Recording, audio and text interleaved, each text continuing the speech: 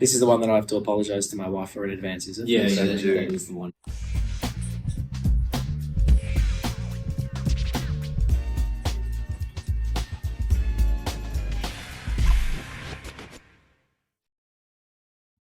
Ladies and gentlemen, welcome to episode 5 of Marketing Lab's Hot Sauce Marketing Challenge.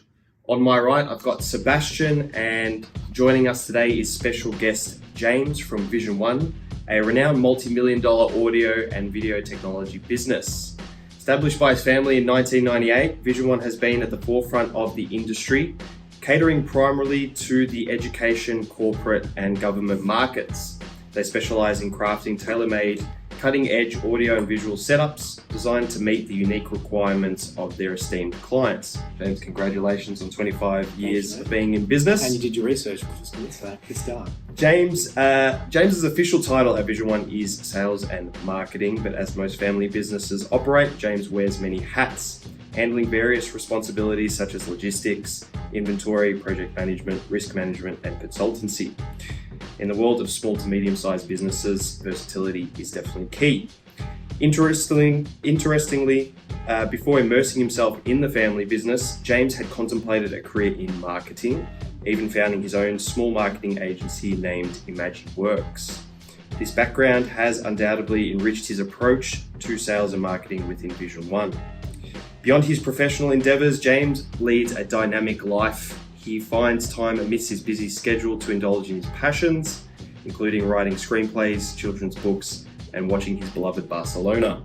Additionally, he is a talented musician and above all, a devoted family man. James, we are thrilled to have you join us on Marketing Lab's Hot Sauce Marketing Challenge. How are you feeling about the challenge today? Well, first of all, I must say that I felt like I was on This Is Your Life. So thank you for the introduction, gents. You're welcome. I'm feeling good. I don't want to say I'm feeling confident. Okay. We've been through the ringer before. We have. One of the biggest differences on this occasion is that I'm no longer living at my mother-in-law's, and my mother-in-law used to cook with a lot of chili. Yes. Gotcha. So this is going to be an interesting experience, and we're going to see if my taste buds are still able to handle the heat. So Good. I'm keen. Excellent. So, James, thanks for coming on board. And we know you well. You worked with us upstairs for some time now, and we've been hearing all the things that you've done over the years. Bring us back to the beginning. Dad's built this business that's obviously done many things right, and then having you come on board with the vision to take it to new levels and streamline new processes. What have been the things that you've done right when it comes to growing the business even further? Yeah, sure. So I think it comes down to a couple of things. I think that when Dad started the business 25 years ago, I've been around there for the last 11, 12 years. And for me, when I joined, we really began operating as a business geared to installing TVs, projectors, really rudimentary technology applications, which was fine, worked really, really well for us for a long period of time. But with, similar to you guys, with the marketing background that I have and the aspirations that you have as a young kid, all you want to do is grow, achieve dreams, reach for the stars and all that sort of thing. So for me, I kind of sat down with Dad and I said, listen, if we're going to do this, we need to do a couple of things. We need to rebrand, because I can't get around these blues and these oranges and all these different colours we've got going on with an old logo that we had. So we need to change the kind of technology that we deliver, and we need to change our perception in the market. So, about 8 years ago, we rebranded. We changed our offering. We were geared more we're always a solutions provider, but we became more of an innovation solutions provider and looked at kind of next gear engineering and innovative technologies. And as a result, we were fortunate enough to grow our name a little bit further in the marketplace and extend our reach. And that's pretty much taken us to where we are today. So yeah, it's been a slow process, but for us, it's been a global team effort. We've got terrific guys on site.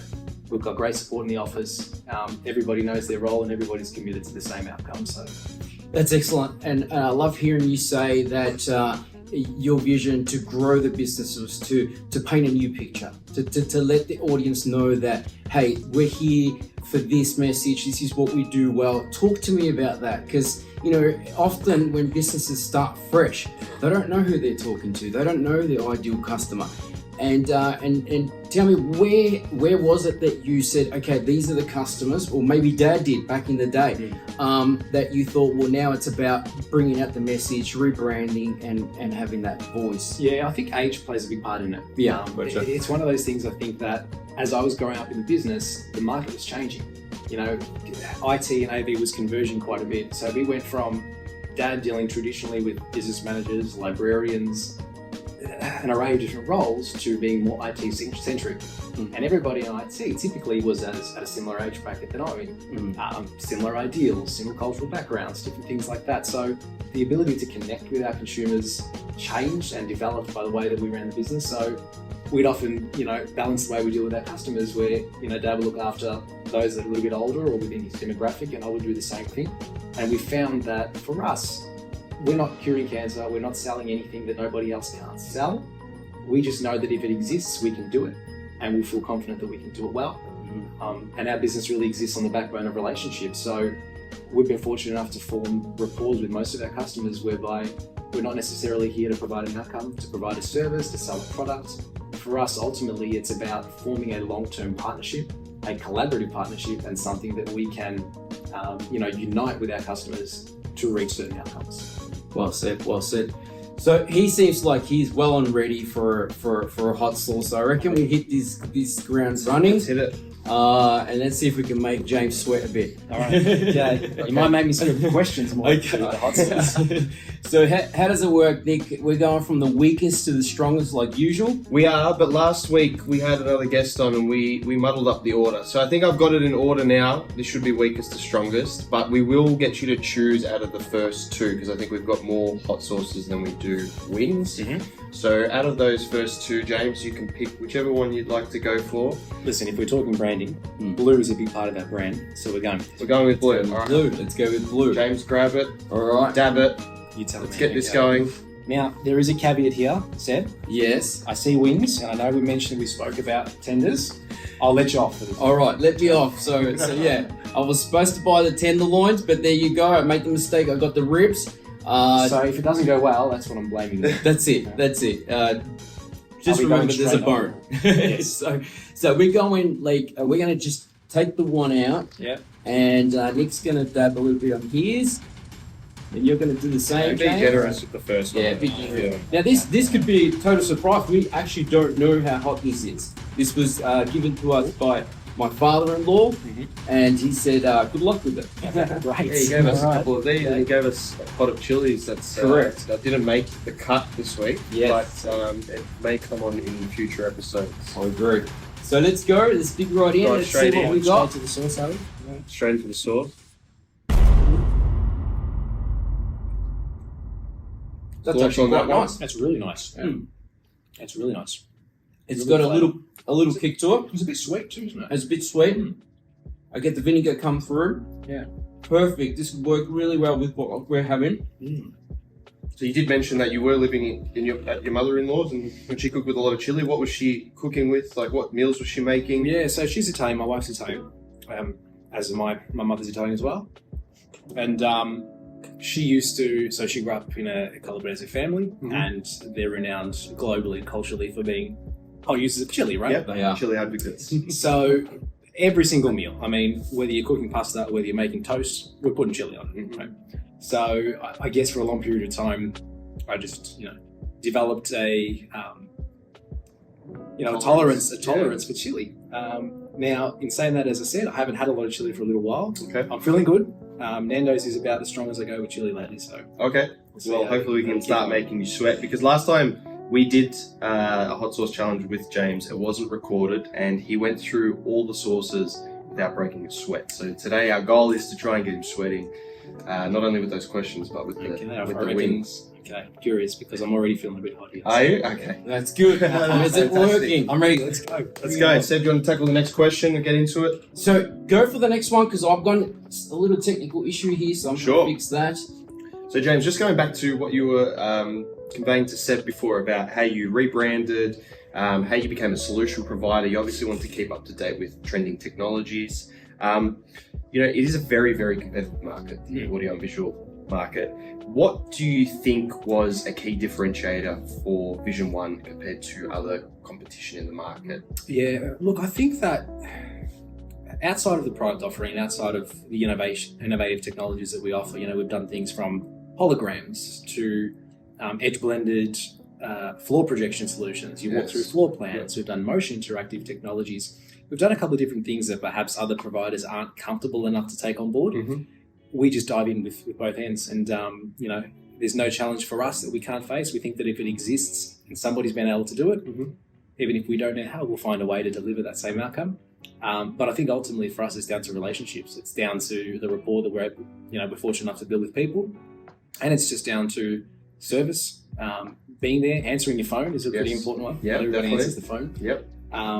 And for us, if there's a problem, we solve it. Irrespective of whose fault it is, irrespective of what's happened on site, our job is to deliver an outcome, to ensure that the customer is satisfied, and everybody is comfortable with what's happened, and we'll deal with everything after the fact. But for us, it's just ensuring and placing the customer at the front and center of everything that we do. Fantastic. So I guess what we got from that is these guys are just go-getters. They'll take on any project if it can be done. That's right. If they don't know how to do it, they'll try and find a way to do it. So it's fantastic. Comes with a lot of stress. There's a stress tax that we have to apply on some of our jobs as a result. But again, I guess it's also a key differentiator, because in the world that we live today, where businesses are looking to pigeonhole what they do, and if there's a service that doesn't fall within the processes that have set out, then they basically turn it down, and it's like, oh, sorry, we don't deal in that area. We don't focus on that. That's not what we do. So what you're saying is, let me see how we can break the rules, the boundaries, and push the company further. Yeah, we try to embrace the challenges. Yeah. Correct. Now, where does that come from? Is that your way of thinking, your new way of thinking? Because I know there's a lot to you.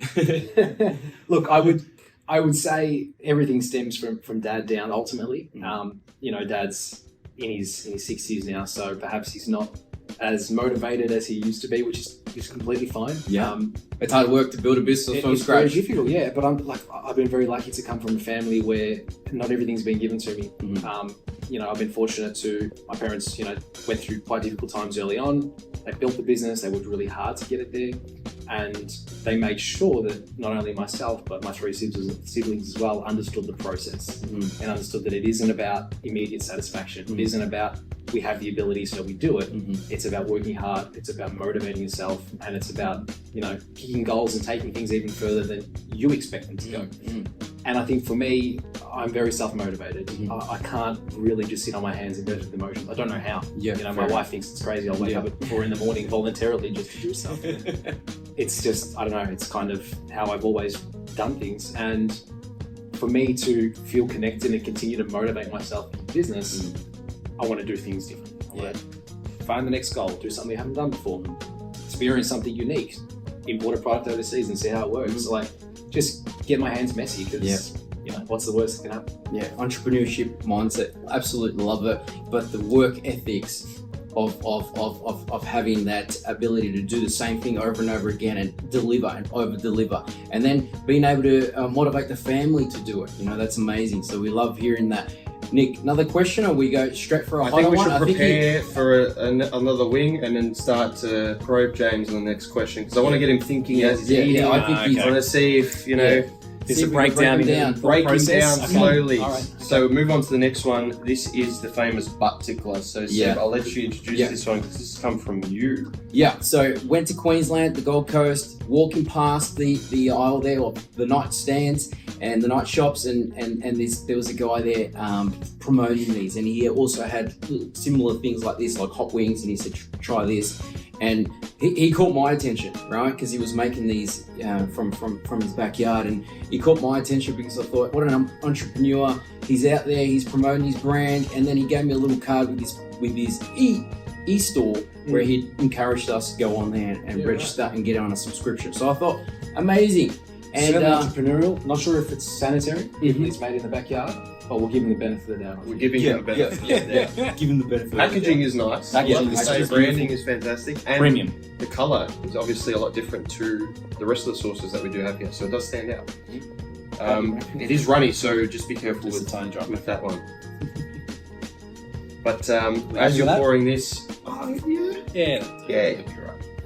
we will tackle the hot ones soon, so maybe Work our way into it. be a bit conservative to begin with. There you go, Seb. Alright, so maybe whilst we're about to jump into this one, let's get the next question going. Now, I might actually steer away from the second question here and just go for a question that was on the back of what you just answered. We're talking about motivation here. You're trying to keep yourself motivated, trying to keep the family motivated. Do you have like a daily routine that you sort of go through? Any particular podcasts, music? Do you get out and go to the gym? What's the daily routine consist of that keeps you firing on all cylinders throughout your working life, throughout the family life and everything? Oh, look, having a 2-year-old means that there's not a lot of time for the gym or anything else like that. I'd love to. I think it's, for me, every time I used to, when I used to exercise, that was a great reset, a mind reset. It was almost, the equivalent of a yoga or something more spiritual where you could kind of detox and start fresh. But without having that opportunity, for me, it's all about finding little pockets and little windows of opportunity to continue creating. I use a couple of apps. There's goal tracking apps that I use that kind of set my goals every month or every 6 months, every year. And whether that might be, I want to write outside of work, I might want to write, 10 pages over the next 2 weeks. Tick those off. And, I use gamification a lot. So for me, I'm motivated by the idea of being able to achieve a goal. I use it with rewards, right? And that's maybe because I love video games. I've always loved video games. That's how my brain's wired. But, even with weight loss or consumption or things like that, I use apps that track my intake and, you're rewarded for meeting a certain benchmark or a certain threshold and things like that. And, I kind of use that to self-motivate when I might not necessarily have the mental pull to do that organically. So it's a balance between using technology and then trying to motivate yourself. Fantastic. And interesting you said that. I'm exactly the same. I love being motivated by tracking. Tracking for me is key.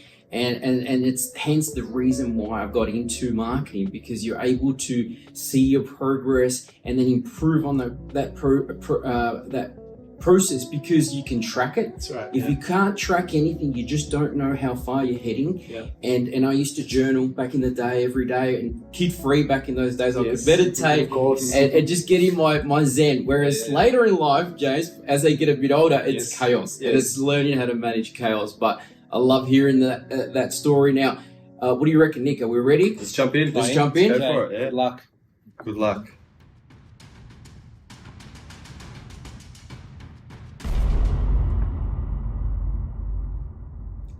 That's really nice too. It is really nice. Yeah, really good flavour. Good on the boys for doing this sauce. See, I reckon first one is a bit hot. Hotter? Yeah. Okay. Yeah. This has got really good flavour. We'll take note of that. So next time we will... Or maybe it's just as you build the tolerance to it. Everything doesn't taste the same as one before. There are some that are slow burners, so they will come on a bit stronger later on. That's right. Yeah, and I think this is what it is as well, this one here. I think it is sort a of slow creeps burner. up. This is what starts getting Nick sweating as well. It's Yes, like a good definitely. scotch or something, is it? As soon as it goes down, you've got to wait a few seconds. Exactly. Correct. I'm going to start melting soon, so... I'm looking forward to that. Yeah, no, that's definitely going to happen. Don't you worry about that. So, Seb, do you want to jump on to the next one? Sure. So, I guess what we want to know, because of your marketing background, and your vision for growth, and that determination, what were you working with a budget? Did you have a budget that you had to? Okay, we got now that we know who our customer is. Now that we know where we're heading, what was your approach to getting these businesses to come to you? Yeah, so this is probably a really interesting one, and I still have this debate with my dad every day. Dad's an old school train of thought. Yeah. It's all about outbound marketing. It's about Word of mouth. doors, word of mouth, emails, different things like that. I'm from the new school, right? So everything's about inbound marketing. It's about making sure that you have presence so that when a prospect wants to find you, they're able to do so. And, like everybody, we get emails, we get so many emails every single day, right? And a third of that, at least, is going to be spam. Emails that you look at, you delete. It's very difficult, I find, to get or to catch an eye by bombarding customer base with targeted marketing. So for us, we find a lot of our power in SEO. We spent a lot of time doing research internally on how to improve our SEO. Our website is built on a WordPress backend, so it was more about trying to understand best how to leverage that. Again, it was all internal. It was through the resources of YouTube and different things out there to try and self-teach yourself on how it works. And everything that I had tested in terms of keywords, seemed to provide the outcome that I was after. And I see lead generation come through all the time based on targeted keyword marketing that I put in place So, on the website. so blogs, writing blogs. Yeah, well, so blogs, this is a really interesting one because blogs are one of those things, if you have all the time in the world, you can write a lot of content. Correct. Right? My blog posts used to be pretty sporadic. I'm talking once every couple of months. Yep. But with the introduction of AI, that's since accelerated. Correct. It's really become a scenario where, and as I mentioned, and as we said before, we're a family business. So my sister comes on board once a week and assists us with our marketing. Mm-hmm. I might give her a topic. I'll give her the kind of language that I want the article to be written in. She'll generate those or parts of that article using AI. Mm-hmm. And what would typically take me, an hour and a half takes 10 minutes to put together, publish, put an image on there, and we're done. It's something that I can now delegate, read through it, check it off, but I don't have to go through the process of doing that myself. Yeah. So for businesses like us, AI, once embraced, accelerates our productivity. Yeah. It doesn't penalize. I mean, it's difficult because it penalizes content writers and things like that, obviously, but for us in the way that we're structured, it's a real advantage. Correct. And as the tool learns more about you, the smarter it gets, and it can refine the message even further. So we absolutely love using ChatGPT to help us brainstorm, help us understand more about the customer, help us with the research, and then ultimately come up with a content piece that we can then look at and say, how do we get that story across a little better for our clients? So we absolutely love that. What do you reckon? We're ready? Start getting into the next one, definitely. And I just want to talk to you, James, about artificial intelligence. You're using it outside of work as well. So I am, yeah. So you are a creator at heart, I feel. You're a musician, you do screenplays, and you're using, we spoke about a project you're working on where you're writing, is it a children's book? Yes, yeah. So tell us how you're using AI and leveraging from those tools. It's all really conflicting at the moment, right? Because ultimately, as you said, I'm a creative at heart. And AI, in one respect, is penalizing or handicapping creatives by limiting opportunities for vocation, right? At the same time, it's enhancing the portfolio of opportunities for creatives that want to dabble in different elements in different spaces that they may not necessarily have the ability to do so in, but they have the vision for. So, I do a lot of music, and we talked about AI in music. I haven't explored it as much in music. I don't think it's been refined the way that it is in blogging and in design, but if I was to write a jingle, an advertising jingle, that might take me the amount of time that I might work a few hours a week on something, so it might take me weeks to do it. I can program the base of an idea structurally using AI, have the idea virtually written for me, the notations, the structure, and then adapt that using what I know about music and what I know about what I'm trying to achieve. So it allows me to take shortcuts to get to the same outcome, but it limits my creativity, right? On the other side of things, when we're talking about the children's book, for me, I'm a big kid at heart. I've always been that way. Yeah. And I always had aspirations to write a children's book or to do something in that space. I never felt like I'd be ready for it until I was able to have kids myself. And as I said, fortunately, I've got a 2-year-old boy. I can't draw to save myself. Yeah, terrible. For a creative, I'm a terrible drawer. Like my hangman figure's awful. But I know what I want to achieve. Sure. I can kind of visualize it. And I went down the process of looking at hiring an illustrator. I actually had some work done by an illustrator, and she did an incredible job developing a character for me. But the process of having backdrops drawn, consulting with an illustrator, going back and forth on these ideas, and the expense that you were after for that sort of a thing was not something I was comfortable going through at this point in my life. But with the introduction of AI, I've now been given the ability to self-illustrate using digital technology what I have written down on a piece of paper. So I've been able to, and again, it takes a lot of work and a lot of what they call prompt engineering using Midjourney and things like that. But, at least I can work with myself, understanding what I'm trying to achieve without having to consult somebody else, without having to be up for expenses every single week. And as I said, it's conflicting because I want to support creativity, but at the same time, I want to create. Yes. So where do you draw that line between ethics and functionality? Yes, I agree. Also, it's difficult. It is difficult. So let's get this next sauce Yep. on our chicken. You dab? A bit more? Do I need more? Yeah, than that? go a little bit Where's more. your Go, line? okay. Okay. Go a little bit This more. is the, Dave. how do you pronounce this? So this is the hamajunga, is it? Hamajunga from Hawaii. All right. Is that from Hawaii? Is it? I think so. You're thinking it's from South America. Right, That's why I this get is you to a- pronounce it all the No, time. no. This is thick, this one. It is. Give it a good little Alright. punch in there. That's it. There you go. Perfect. All right, let's go. Let's get stuck in this one. Okay. Hamajunga. Aloha.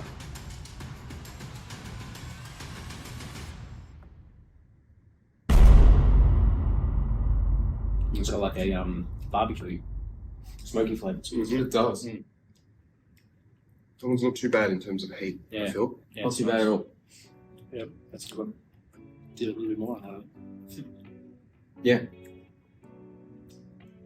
So I guess as far as growing the business for you was looking at a long-term strategy, was looking to get SEO right, get your blogs done right, use ChatGPT to help you streamline that process.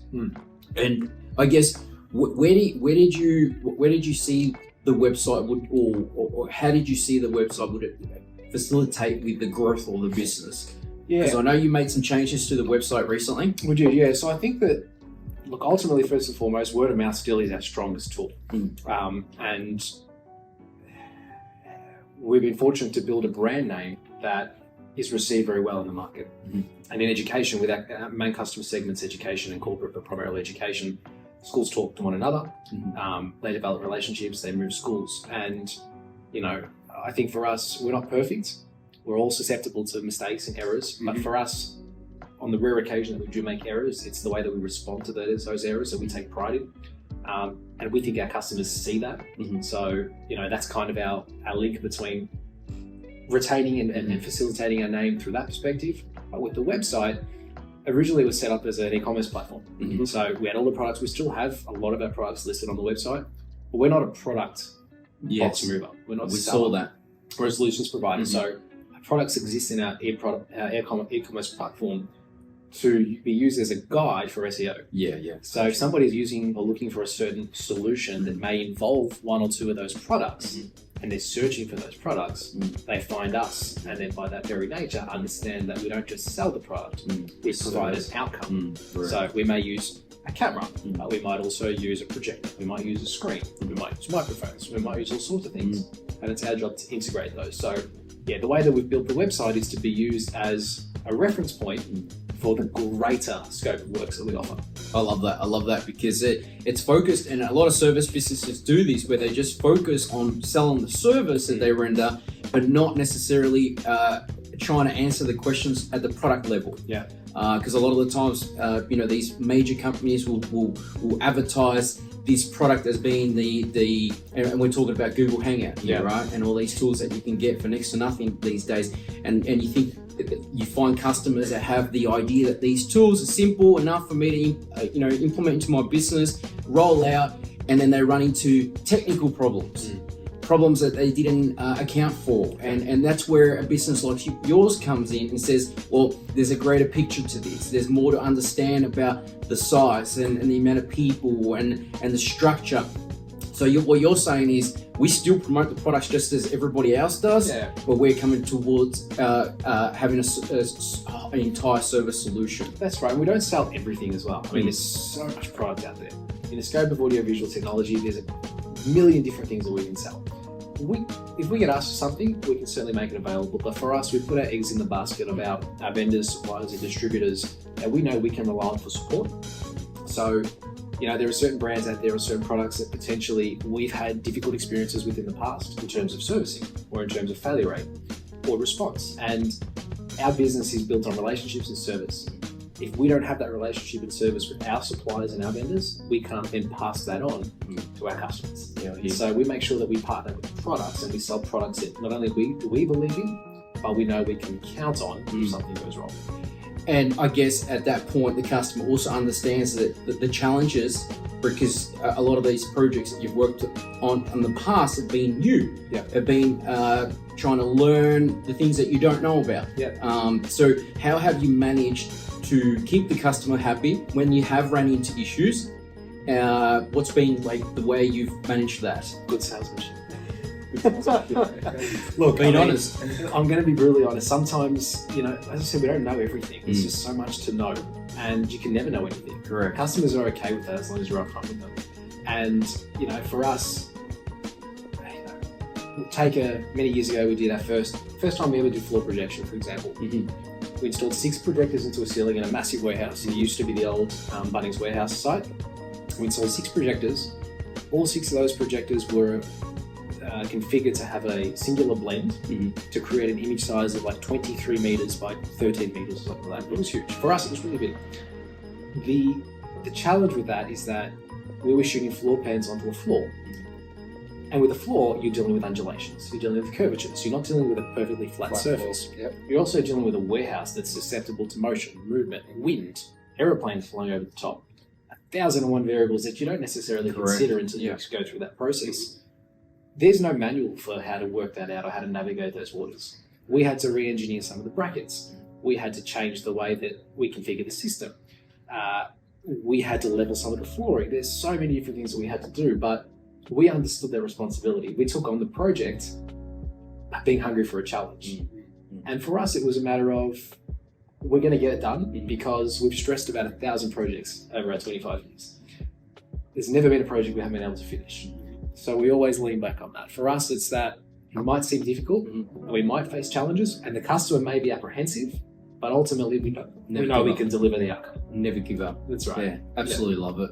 So what do you reckon, Nick? Another question. We go into the next one. We can. I'm feeling a bit of nose drip now. Yeah, so that's we're good. Starting. I mean, it's working. Okay. So this one is Melbourne hot sauce. This is the 8-bit sauce. Uh-huh. I can't remember how hot it was from the last. I think this one gets the party It going. becomes a blur after It's one of a while. those. So you start sweating and then it all gets started from there. We'll get started. All right, let's see the generous amount there. Yes, go for it, James. Thank you. All right, so just to get your mind ticking for the next question, I guess we mentioned website, building the brand, SEO, blogging. Have you done paid ad strategies? Yeah, no, I haven't. And the reason for that is that when I was researching SEO and I was researching how to improve our inbound marketing, paid strategies for us using, paying Google for AdWords and things like that, I was always apprehensive and warned about it. One, from a personal perspective, because the way that I search is that I always skip the AdWords. Only because I know that they're paid for. It doesn't necessarily mean it's the solution I'm after. It means that that's what I've been paid for. But I was always told that the algorithm is more powerful and more open to keyword SEO strategies, content, updating the profiles, as opposed to here's a bunch of money, put me on the front page. Correct. So for us, I just, I tried to be the best content provider in the industry. I tried to give the most up-to-date information. If a product was coming out next week, I wanted to be the first person to have it on the website. And you know what Google's like. If you put something on first and you're in a certain market segment, typically you're going to be ranked higher at the time. So yeah, I think for us, I didn't want to spend money in paying for AdWords or anything like that. It was more about everything that I learned. Said if you learn to not master it, but at least develop a reasonable level of expertise in this particular strategy, then you can get and find your way to good outcomes. Yeah. I love that because we get that all the time, particularly with businesses that have gone organic and they've built their brand and they're focused on a vertical and they've said, this is what we do, vision and audio, we can do this well, we can understand which segments are interested in our products, and we can go the long road, the secure road. That, like you said, focusing on those inbound leads coming in. Now, often these businesses will say, let's try a new product. Let's try and launch a new brand. Let's try and focus on where we can segment away from this audio and vision. What do we know? How is it that we can launch in a new market if we don't have any data? That's the best time to use Google AdWords or paid media, when you can say, how can I get data in the next week, in the next month? How can I test a product to see if people actually click on an ad and say, yeah, this is exactly what I need and want, and you can make one sale, then one sale turn it into 10, and then 10 can turn it into 100. Then you can streamline, then you can go SEO and you can go wide with social media. So I guess a lot of the times, being first in a vertical, being first in the northern area that can solve this problem is a benefit for businesses that they can expand on, and they can say, well, we can dominate this area and we can do it really well organically. Yeah. But whenever you start thinking about breaking into new verticals, new markets, new segments, new countries, paid media is the quickest way to get results fast. So I think I need a hot sauce too. Yeah. Because What? No one else is sweating? Is no, it just me? it's just you. You're on It's fire, always right? you. All right, here we go.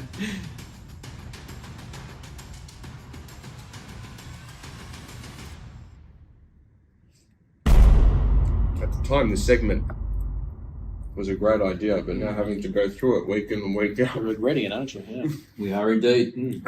See, I can no longer. Oh, there it is. That's a late bloomer. That one. Mm. Definitely. That was the 8-bit one, wasn't it? Yes. Yeah. Okay. Still not crazy hot. Which No. we're going to start getting I into. mean, this Right would be there. perfect with chips, Yeah. steak. Definitely. Although I don't know whether that's because we've already burnt some of the taste buds. I think I enjoy the flavors though of some of the early ones a bit more. So, Okay. All right. Well, that's common. Here's me. By the time we get to the end, you're going to be having what's the best way? Paint stripper. That's it. Yeah, Okay. yeah, at the end. Yeah. It's all right. So, do you want to go into the next one? Where are we? We're sort of we're jumping around a little bit. I think we're doing well. I think James touched on very key differentiators here. Understanding your market and then serving content that helps them see the greater picture of things, and then focusing on those products that you can get attention and more questions back to you, which is very. I mean, like obviously you got the marketing background, so you were able to hit the ground running a lot faster. Yep. Absolutely love that. I guess, what's your vision for the future? I mean, you obviously know where you've come, and with the information that you have now, what are the plans with the data? Yeah, in terms of what, marketing, in terms of the business, or In terms of marketing and the business, that we kind of saw them as both, and sales and marketing kind of go hand in hand. Look, I think we're at a really interesting crossroads at the moment, because technology, as far as the product, technology evolves so quickly. You know, what we did 2 years ago may not necessarily be relevant today, and that's going for marketing. That's going for sales. We touched on AI before, and you know, at this juncture in the technology evolution, we're really at a pivotal place, because the world is going to change and is changing by the very nature of AI technology.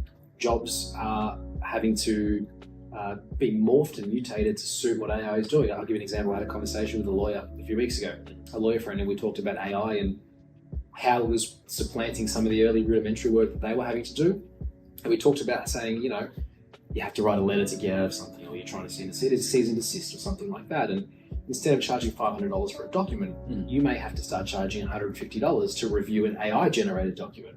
You know, so people may start putting in their own deliverables, having documentation written up, and then using somebody with experience or somebody of a certain level of certification to then review that, sign it off, and what have you. So the world is evolving, the world is changing, marketing is changing, content development's changing, graphics changing. Something that I'd love to talk to you guys more about in terms of websites is, the last couple of weeks we're seeing single-click AI-generated websites popping up left, right, and center. What's if I can ask you guys a question back? Sure. How is that landing in your position, and how are you looking to manage that? Yeah, we were shocked too, because we saw this wave coming a long time ago, but we never imagined that you could do that. And we've played with a few of these tools, and they do an average pretty decent job if you want to get something up really quickly, and I can imagine it's only going to get better and quicker. However, I guess we always need to think that it's all about the traffic. It's all about educating those people once you bring them onto your website. So thin websites that have very little value and are not in Google's eye content heavy. And Google's just getting a lot smarter at detecting how much time people spend on your website. Yeah. So if you're focused on thin websites, it's probably going to backfire. But if you use that tool to test a new product, a lot of the times, a lot of our customers work in industries where they sell brands, and they sell a welder with a particular brand like Hugon or something, and instead of registering that domain name locally and having a thin page for that, just to get it some leads coming through, there's low-hanging fruits everywhere. Yes, I can go just about any Australian product or imported product into Australia, and I can start getting traffic overnight with a thin website and a couple of blog posts. So it does have the benefit of testing markets that are not mature. So that's great. But when you're going into markets that have been around a lot longer, like in your industry, if I wanted to break in, it would be a lot harder for me to do so with thin sites. Yeah. But if you wanted to launch your audio company, or you wanted to focus on a particular product, and you wanted to test something really quickly, I think AI and thin websites and ChatGPT content is only going to make things better and quicker and more efficient to get that feedback. Well, it's all about embracing it, isn't it? Because it's going to be so keenly integrated in every industry. I mean, outside of trades, for now, until we're able to do that, but outside of trades at the moment, I know, most of our office spaces, we're going to have some degree of integration with AI. So I think it's about how do we adopt that, how do we embrace that, and how do we get the most out of that to warrant our positions and warrant what we're doing, right? Love that. Absolutely love that. And I think we're ready for the next one. Nick, what do you think? Yeah, let's do it. So these are the hottest sauces in the range here. So we're going to really start to heat things up. Now we've got the brain burner. Yep. And as James mentioned to me before, he loves the designs of the bottles. As you can see, cartoon brain, on fire there. So Pretty good shake. pretty self-explanatory. This is the headache inducer. Yes, this one is. That's right. So I must say that Nick's doing a lot better this week. He'd already been, I don't know, halfway through that. I'm impressed so far. You're looking like you're doing I okay. think this is where He's doing okay. I'm going to start to break down. Okay. I think that's after these. Now, you know that when there's a bit of chunk to it, that's when you're in trouble. That's when you're in trouble, Oh, because yes. they haven't broken it all down there. So Correct. this is where it hits you hard. And on the last episode, Sebastian kindly offered to dab the other guests' wing in sauce and put a bit extra on it. So let's just say I wasn't ask holding you back. to dab, Right. maybe steer away Avoid it. from that. Sure. Oh, I'm waiting for the hotter one. That's what I'm That's waiting what- for. All right, let's jump Cheers. in. Brain burner.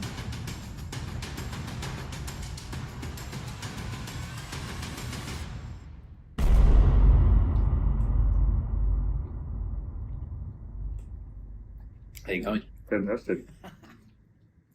I'm just going to dip a little bit more for that one. Oh, really? Yeah, it's getting it. here we go. It's nice. It's still nice. It's hot. Definitely hot. As chilies come through, there's a bit more of a kick to it. Yep. Definitely. I like that. I think I'm going to have to start reaching There it for is. milk There soon. comes the I'm going to wear a hat this week. So I was trying to hide it all under the cap, but I don't think that's going to work. A lot of them have got like a kick comes in the aftertaste, doesn't it? It does come out. It definitely does. Definitely does. So James, next question. Being a entrepreneur at heart, being a creator, being someone who's been involved in a family business and has grown and taken that business to the next level, but someone who's starting out, someone who's starting a business, what are maybe 2 or 3 key things of advice that you could give to them that they could stick to in order to, really take things to the next level with, starting a business, getting it to perform? What are 2 or 3 things that you could advise someone to do? If you can't be bothered doing it, do it. Mhm. And if you think the next person won't do it, do it. Yep. I think for me, it's as simple as that. It's about going out of your comfort zone, doing things that might be difficult at a surface level, and embracing change, embracing challenge, because it's never going to be easy. It just is not. Business isn't easy, life isn't easy. Every day is difficult, right? But I think it's really about how we manage things, how courageous we can be. And I think it's about that. I mean, it takes a long time, a lot of patience to get a business off the ground.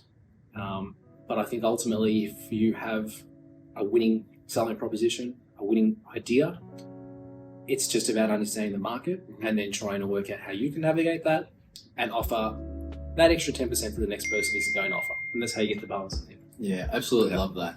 Great advice. Yeah, great advice, because it's focused on doing things right for the right person. Yeah. and you sort of skim through it, but you said your value proposition. Yes. Which no, which is amazing, because once you do, you need to be able to go out there on a regular basis and tell people what you're there to do. Yeah. And if you do that consistently and you don't deviate from that, people start remembering, especially in a world where we live today where it's busy. Coca-Cola's never said, hey, we got the best orange drink now, or have a look at us, we got this now new range. It's always focused on what they did right from the get-go, and continue to tell that story and improve on that story. And I think a lot of that's tied to confidence as well, right? I mean, I read an article once when Barack Obama was president, came out with an article he wrote. It was something about we're all just winging it, right? It's basically saying whether or not you're, I'm mindful of using a low end of the barrel job, but whether you're, cleaning a toilet, whether you're president of the United States, we don't know everything. We don't know what we're doing. We're all just winging it, right? Correct. But if we have the confidence in ourselves and, that self-assurance that we can get to the end of the line no matter what we do, then that's all that matters. We're never going to be across everything. We're never going to be the best at what we do. It's a very minute percent of us that are in that category. The rest of us just have to make the best of every situation. So it's just embracing and being confident and then projecting that confidence with everybody else that you deal with. Well said. Well said. And I feel like a lot of businesses are out there winging it. And I guess for us as marketers, we get employed to try and help them channel what they are doing well. So like Seb said, they're always going back to that. Their market starts to know them for what they do well in that market. And then, that value proposition really stands above the rest. And that's how they stand above competition and they get noticed in the market. So it's been a great learning experience for me personally. I came straight out of uni. Seb took me under his wing, taught me all the marketing talk and marketing experience and stuff like that. And for me, that's definitely been a big one in the last few years, is where we've seen, I guess, the most growth with our agencies, taking businesses, identifying what they do well, and really leveraging from that and getting them to expand and explore in those areas. So cut away from the areas that they aren't. And it helps having a support system and a leader like Seb, and working around good people. But again, like Steve Jobs always said, don't be the smartest person in the room. Make sure you always surround yourself with people that know more than you. Otherwise, you'll never learn anything. Exactly. Right? So it's all, for me, as I said, everybody that I work with, and AV is a very small industry, I make sure I latch onto the people that I know are smarter than I am. Because they're the only way that I'm going to get better, and the only way that the business can get better as well. So that's the best thing about awesome. it. Yep. Awesome. Yeah. Now I'm going to say that I'm starting to feel something. You are? Okay. All right, that's good. That means More so we've than got I to did go a couple again. of years ago. Oh, really? Oh, that's fantastic. The lips are starting to get a bit tingly. Yeah, a bit tingly. And the All right. nose is starting to drip. All right. So this is the Widowmaker hot shit. sauce. Okay. This isn't the Australian. I believe it is Australian. Where are we? Western Australia. This is the one that I have to apologise to my wife for in advance, is it? Yeah, Yes, yeah, I that do. is the one. Yeah. Yes, you do. Apologise. This is So you said you got a 2-year-old? Yes. 2-year-old boy. Little boy, yeah, that's right. Dante is his name. Yeah. Which ironically, and I'm, may or may not was part of the reason of his name, but in AV, one of the protocols that we use to transmit audio over the network is actually referred to as Dante protocol. So a small portion of his name is attributed to what I do for work as well. That's awesome. Yeah. Love that. Absolutely love that. And how have you been managing your time between business and family time with the little one running around? Let me help you there, Thank you, mate. mate. Yeah, pop it up. Come on. Let me help You you. should have said no to that. I warned you about have to- Seb coming in and You're gonna have to sensitize. Look what he's done to me. I'm not gonna have a I'm gonna, laugh. I'm in but trouble. just So shake you're some gonna have off. to do the Shake some same. off. Yeah, But I'm you're gonna gonna have to do the I'm gonna go heavy on this one. Let as me well. have a bit. I'm gonna have. Is that the same as mine? Is it? Yeah. That seems unfair. Yeah. There you go. Okay. All right, Nick. all right, let's go Yeah. for it. Widowmaker.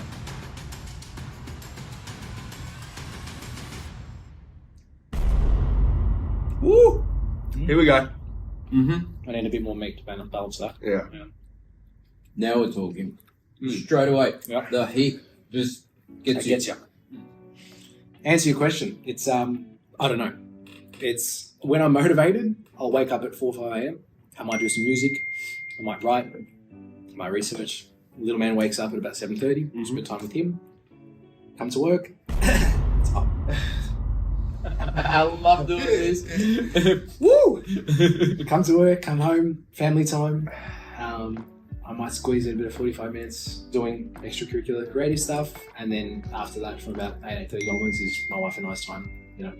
Watching TV, movies, hanging out, whatever it is. So it is routine. It is pretty specific, but I find that structure, just keeps me going. It gives me an understanding of I get to tick all these boxes every day, and if I just follow that same routine, typically it works out. Nice. I absolutely love that. It's having that work-life balance where you're able to come home, switch off, and you need to top up. How you going, Nick? You're a bit quiet all of a sudden. What's happened there? That's the one there, isn't it? Yeah, that's the one that really gets you going. What's happened, boys? I've lost the boys. Yeah, we're in trouble. You doing well? I don't know. Nick says to me that I'm an AI bot. Who knows? It doesn't break a sweat. You're doing very well. Yeah. Thank you, Look, sir. it's there. You can feel it like in the throat. Yeah. Now, something a bit off topic, but definitely something in terms of sales and marketing. Your beloved Leo Messi has gone to Miami. Yes. And this has been a topic that we've been talking about off Hotly camera discussed. for a while. Yeah. What do you think he is going to do for Inter Miami in terms of sales, in terms of, developing the football in America and the football at the club? Give us your thoughts on Yeah, I that. think he's going to have the time of his life. I think that, I like to profess that I'm a Messi aficionado. I followed his career since I was 16. So, for me, I said to Nick many months ago, I said Inter Miami is where he's going to go. So he wants to go to Barcelona, but it won't happen. And Inter Miami will be where he does go. I think he'll grow the brand in the US. I think that most of the time, knowing Americans, they may not appreciate what they're watching half of the time. I just think that what it's going to do for Apple TV, what it's going to do for the MLS, what it'll do for him and his longevity and his commitment to the game will be enormous. I think it'll be really. It's a great ending to his story, and he's at peace, right? I mean, he's in a predominantly South American state. He gets to live in the US. He gets to do all the things he wants to do. He's conquered the game. He's conquered the sport. I mean, there's nothing left for him. And when you can be at peace with anything that you do, sport, business, life, you can do what you want to do with a smile on your face. Wow. And you don't have to, the things that used to stress us, was used to stress him, you can see it on his face. I mean, he went from playing, I told Nick a story not too long ago about, him playing with a chip on his shoulder and headbutting an opponent and doing all these different things that were so uncharacteristic, but a reflection of maybe stress, anxiety, different things. But when all that becomes irrelevant, you can do what you love and do it proudly, and all the rest just doesn't matter. Definitely. So I think that's where he's at, and that's what's going to happen. It's amazing. I haven't heard of that in that way before, but now that I think about it, you're absolutely right. It'll be about leaving his legacy now and voice and sharing it with the world. Yeah. And particularly being in a like you said, half, if not, the people in America, Latin America. It's like living for him. It's particularly in Florida. It's like living in Barcelona. Same climate, same conditions, predominantly South American.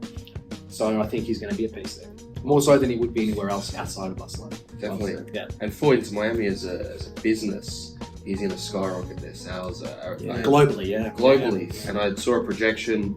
I think they were valued at 30 million. David Beckham bought them for 30 million, and now they're worth 100 million. Yeah, it's crazy. Along those lines, just from the injection of him. So, in terms of development of soccer, as they call it, we call it football. Yeah. In terms of soccer development, the players he's going to bring over there, what he's going to do in terms of the team at Inter Miami is just going to be dividends for the MLS, and I think it's going to really project them and put them on the map. And it's something that the A-League I think needs to adopt here. If we can get a couple of big stars to the A-League, we might have that same effect. Although I won't get into the issues that the A-League has and Football Victoria has. I've got a couple of friends in Football Victoria, which I don't want to call them out. But I think climate and location has a lot to do with it. Right? It definitely does. Look, we're proud to be Australian, but let's be honest, it's not as sexy playing sport in Australia as it is playing in the United States. Yes. That's the truth of the matter. The league is a lot more developed and a lot better in the US as well. It is. It shouldn't be, because of our cultural background and our history in this nation. We should be far ahead of them in terms of our football development. They've got, football/soccer is like their fourth and fifth sport anyway over there. So the fact that they've done so well to grow the game is terrific. I don't know whether we have the same power in Australia to do that, but I think that it's going to work wonders for them. It's going to grow that game tenfold over there. And it's going to be cool to see. I'm really interested to see what happens and how it changes and how young Americans grow up to love the game the same way just by watching them play.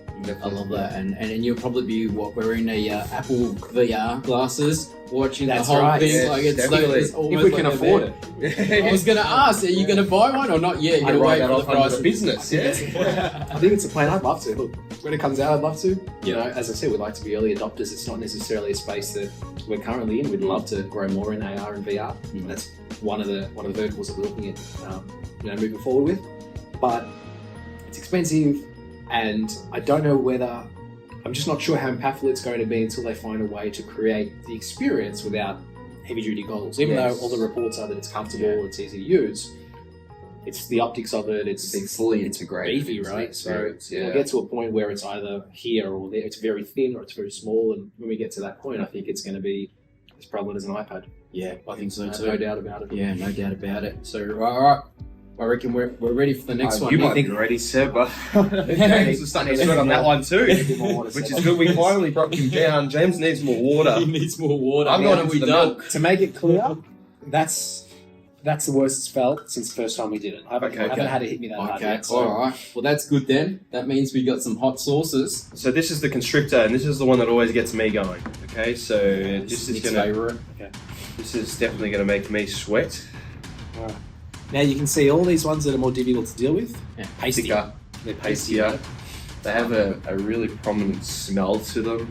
And we're going to add more to the collection. Seb and I are actually going to take a drive out to Collingwood. There's a guy, Matt's, I think. Matt's Hot Sauce Shop. Shout out to Matt. We're going to take a drive down there. We're going to go and grab a few more hot sauces. We want to actually fill the shelf up, which might be out of camera at the moment, with all the hot sauces. And just try different combinations of them and see what we can do when we bring special guests on. But how have you enjoyed the experience so far? What do you think of the segment? Terrific. Thank you guys for having me so far. I really appreciate it. I'm going to admit that I enjoyed the earlier ones a lot more than Sure. the flavors were really nice. I might even have to buy some of them. Fantastic. But Fantastic. it's a lot of fun. It's always a lot of fun. So Awesome. All right, let's tackle this one. Let's get into it. We're at the. now I'm going, instead of good luck, I'm going God with it.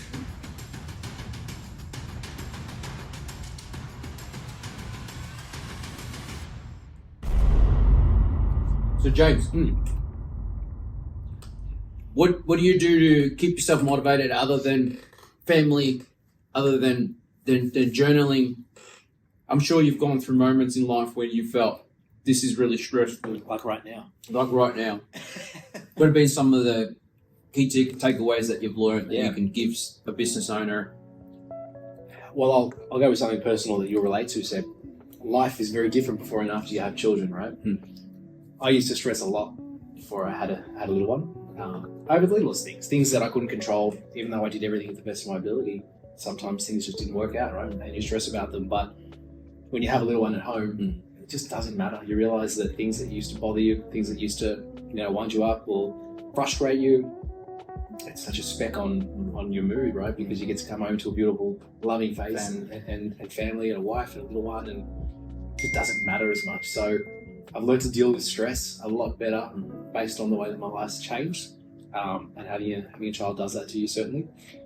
But, I just find escapism in the little things. Sport, as we always talk about, is a big one.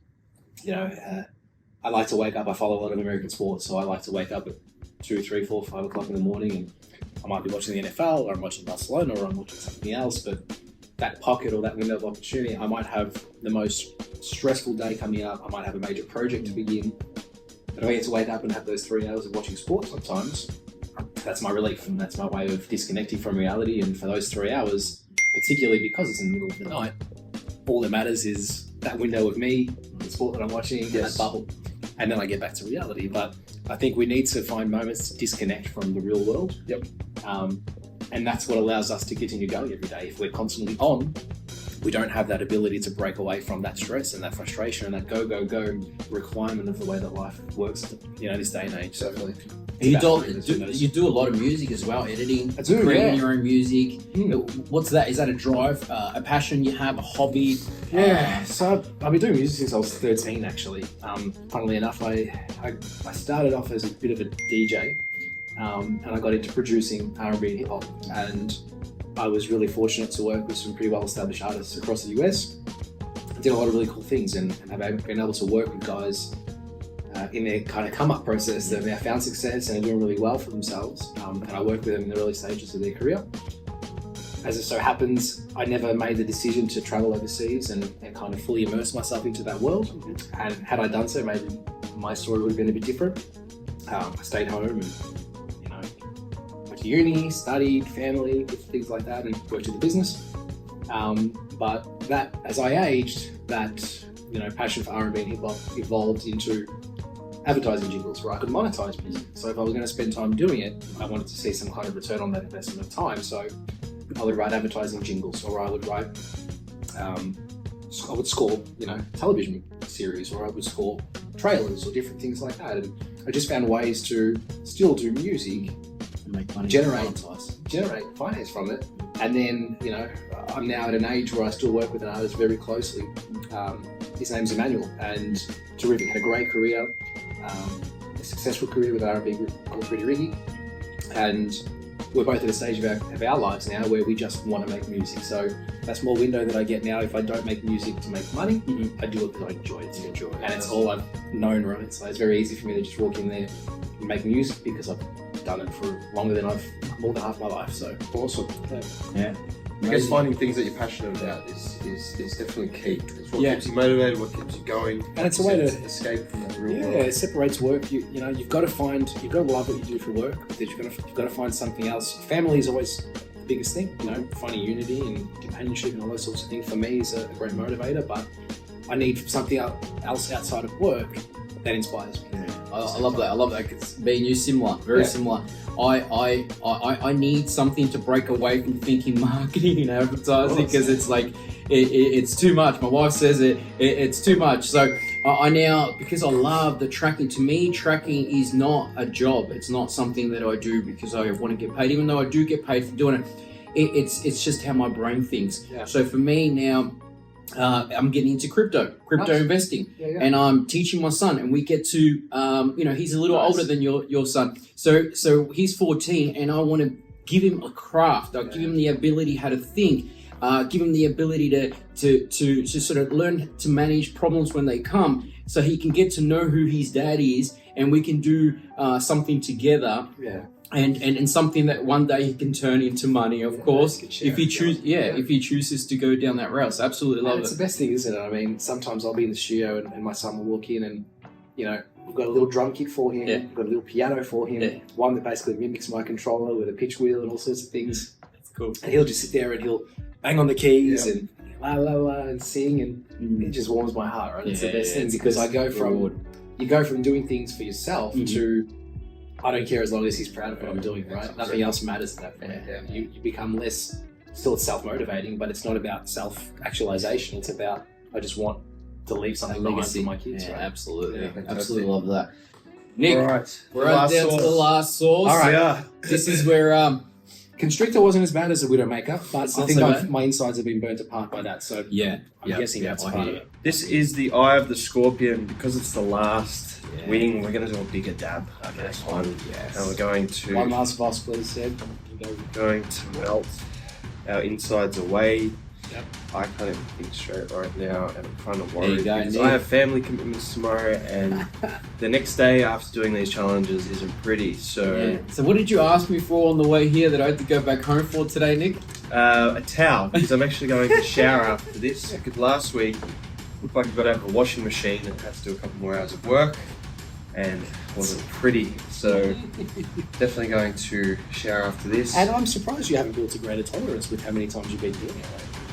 Well, we did originally, so we did 3 or 4 in a row. What was it, year and a half ago? We did. Yeah. And then that time passed, and then we had our first one back after the whole COVID situation. And that was like jumping in at the beginning. Had no tolerance to chili. None at all. Seb did, surprisingly. I don't know if he's been practicing at home. I see sauces home. He leaves after me in the office. I reckon he takes these home and he does it on a weekend and just builds his tolerance up. That's what they say. Because he is not sweating one bit. This is kind of freaky, isn't it? That's very impressive. Not at all. I'm going to say I'm nervous about this just by the very nature of the smell. Okay. And this is kind of the equivalent of like when I'm at my in-laws and my father-in-law gives me a drop of liquor that to him is basically like drinking water. Sure. And for me, it's like drinking petrol. It feels like this is the equivalent. I don't even know what chili it is, but I believe it'd be a reaper or something. So All right, let's boys. go for it. Let's the go. last chili sauce.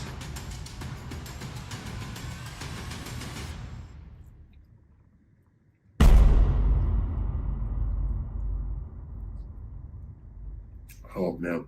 There's no wonder why we have this last, right? It just feels like you're having some Things are getting industrial shaky glue grease. Woo! It's hot. It's got the punch straight away. Woo! But it's good. Oh man, I that was need to good. balance that. That was much easier for me than last week, I will say. Yeah. Last week you were sweating, man. I Yeah. You were sweating. But I this was. time, Oh. You were sweating. Said, do you have any last questions, last things you want to ask James before we sort of wrap things up here on the 5th episode of the Hot Sauce Challenge? Yeah, I think you kind of covered it earlier, but I really want to push James to dig deep and maybe think about what's that one thing that you would give your best friend as far as advice when it came to building a business and really taking that up a notch. Where did you see you had the most amount of the right push in the right direction? What has been your main contributor, do you think? To sorry, Your so growth, as far as your sales. Look, it's for me. There are two variables that dictate the success of my business. Marketing is always a great variable, but ultimately, short of being mindful of accidentally tooting my own horn, I like to hope that personality, rapport, and relationship has a big part to play in what we do. The same way that if I go to a store, right, I walk into two shops that are selling almost an identical jacket. One might cost me $40, one might cost me $30. But the guy that was selling it to me at $40 said hello to me, asked the right questions, made me feel comfortable and good about being in the store. I'm the kind of person that spends $10 more because I appreciated the experience.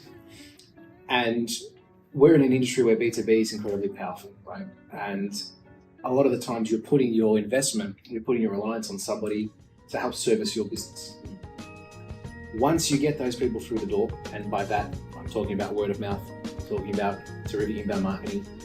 Once that lead is generated, for us, it's just about trying to find a way to build a relationship with the people that we're dealing with.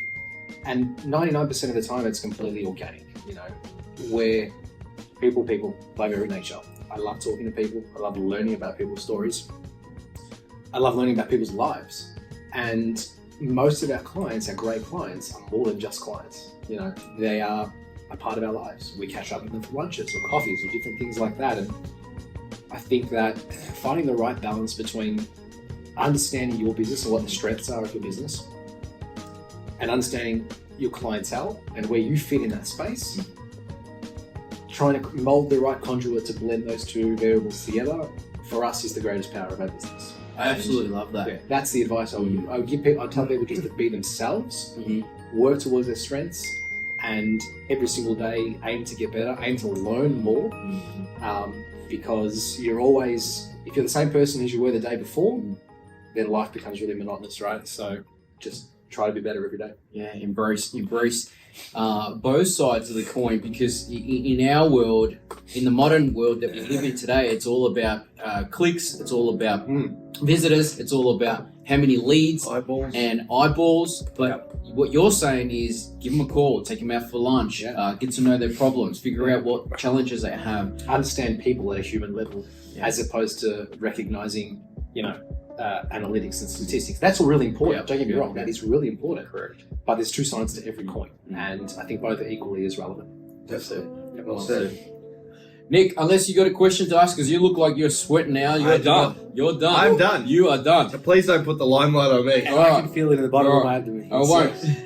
All right, mate. Look, it's been an absolute pleasure. A wealth of knowledge today. I'm sure that the viewers are going to take a lot from today's interview, and I'm sure we're going to do it again. Thank you so much. Yes, I'd love to come back. I'd love to test my my abilities to sustain some of this heat, but right now I'm feeling it right in the guts. So it's been a lot of fun, guys. But thank you very much for having me. I Pleasure appreciate to it. have you. You're welcome, mate. Thanks. You're welcome. James, pleasure to Thanks. have you. Stay tuned for episode 6 of Marketing Lab's Hot Sauce Challenge. We've got some special guests coming up that have unique stories just like James. We want to get their stories out there to the market. And if you do have any questions or you have someone that you think might want to take this challenge, please hit us up. We love hearing people's stories. So thanks again, James, Sebastian. And please subscribe. It helps grow the channel. Share it, like it, comment.